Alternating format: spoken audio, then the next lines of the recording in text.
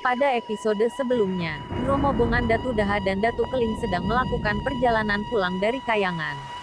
Rombongan Datu Daha berada di barisan paling belakang, sampai akhirnya denda raksasi diterbangkan oleh angin puting beliung yang kencang. Beberapa saat kemudian, angin pun mulai mereda, semua sibuk mencari ke semua penjuru.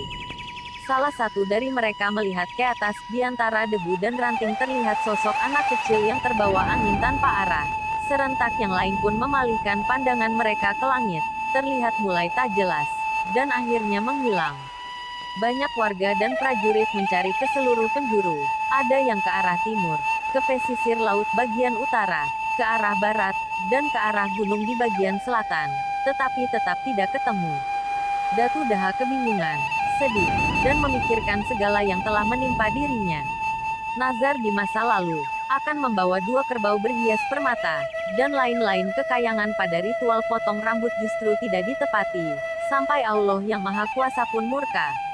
Melihat kejadian yang menimpa Datu Daha, Datu Keling pun kembali mendekati adiknya dan menenangkan dengan berkata, "Adik, tabahkan hatimu, ini merupakan ujian dari Allah yang Maha Kuasa, karena kamu lupa janji. Salah atau benar, kita tidak boleh menentukan, tetapi apapun yang terjadi harus kita terima dengan ikhlas.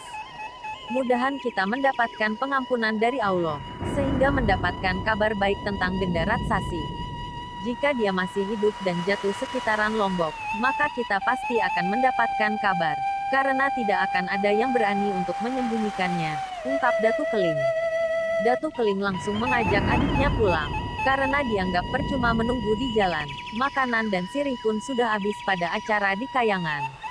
Mendengar ungkapan dari kakaknya Datu Keling, Datu Daha pun menuruti, dan mereka melanjutkan perjalanan pulang. Di kerajaan Daha, Datu menangis terisak-isak, putri kesayangannya yang masih kecil sudah tidak ada lagi. Kesedihan permaisuri pun terus berlarut, bahkan sampai lupa mengurus diri mereka. Semua teringat dengan putri cantik denda raksasi. Angin puting beliung yang menerbangkan anak Datu Daha, terus-menerus membawa tubuh kecil itu, sampai pada suatu tempat di sekitar hutan. Terdapat pohon kepundung dekat mata air, denda raksasi pun terjatuh. Sungguh merupakan keajaiban Tuhan, anak kecil itu tidak luka sedikit pun. Dalam hutan tersebut, terdapat gubuk kecil yang ditinggali sebuah keluarga yaitu Inak Bangkol dan Amak Bangkol. Mereka merupakan keluarga yang tidak memiliki keturunan. Inak Bangkol mengajak suaminya Amak Bangkol bersama-sama ke ladang yang ada di dekat hutan untuk mencari daun ila-ila sebagai sayur makanan. Tetapi Amak Bangkol justru meminta istrinya untuk pergi sendiri, sementara dia akan pergi ke laut untuk memancing ikan. Mendengar saran suaminya, Inak Bangkol akhirnya bergegas untuk pergi sendiri dengan membawa bakulnya. Setelah tiba di pinggir hutan yang terdapat air mancur, Inak Bangkol mampir mandi, menggosok gigi dan mencuci, baru melanjutkan untuk mencari daun ila-ila dan tanaman paku sebagai sayur. Jenis tanaman yang dicari merupakan sayuran yang tumbuh di sekitar air, jadi Inak Bangkol cukup mencari sayuran yang dibutuhkan tidak jauh dari tempatnya mandi. Sambil menunduk, dengan langkah pelan, Inak Bangkol memetik satu persatu sayuran paku yang masih muda, sampai mendekati pohon kepundung. Sungguh takdir Tuhan, langkah Inak Bangkol tepat ke arah di mana denda raksasi terjatuh, dan akhirnya terlihat sosok anak kecil oleh Inak Bangkol yang sedang mencari tanaman sayur. Inak Bangkol langsung mundur dan lari karena terkejut, sayuran di bakulnya jatuh tergeletak di tanah dalam posisi terpisah. Dalam hati Inak Bangkol, itu merupakan sosok jin atau setan. Tidak jauh berlari, Inak Bangkol berhenti dan beristirahat. Dalam hati berpikir lagi, apakah benar itu jin atau setan? Terus merenung dan berpikir, sampai akhirnya dalam kebingungan dan rasa penasaran yang ada pada dirinya, memutuskan untuk kembali. Batu di tangan, terus berjalan dengan sangat pelan kembali menuju pohon kepundung. Begitu sosok anak itu terlihat, dilempari dengan batu yang ada di tangannya.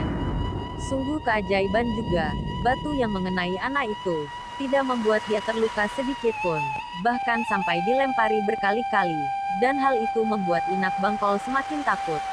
Melihat pakaian yang digunakan anak itu sangat bagus, banyak perhiasan melekat pada dirinya, Inak Bangkol kembali berpikir, ini tidak mungkin anak jin atau setan. Dengan langkah yang pelan, sangat berhati-hati, Inak Bangkol melangkah untuk mendekati anak itu.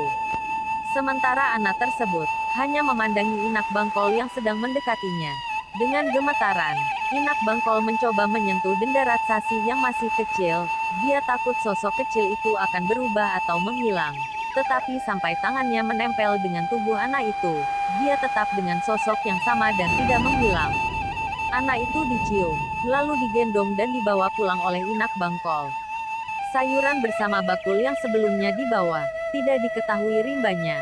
Semuanya hilang pada saat dia lari dalam ketakutan ketika pertama kali melihat benda raksasi. Setelah mendekati rumah, Inak Bangkol langsung memanggil suaminya Amak Bangkol. Amak Bangkol, cepat ke sini. Lihat apa yang saya bawa. Dengan suara yang sedikit keras. Amak Bangkol pun tergesa-gesa menghampiri istrinya, sambil berkata agak keras juga, "Jangan kamu mengagetkan saya." Setelah melihat istrinya yang sedang berjalan tergesa mendekati rumah, Amak Bangkol terkejut, dikira istrinya sedang dikejar babi. Amak Bangkol secepatnya mengambil parang dan mengajak anjingnya, menghampiri Inak Bangkol. Amak Bangkol pun kembali terkejut, setelah melihat apa yang digendong oleh istrinya. Bagaimana kisah selanjutnya? Jangan lupa subscribe, like, dan share videonya. Terima kasih.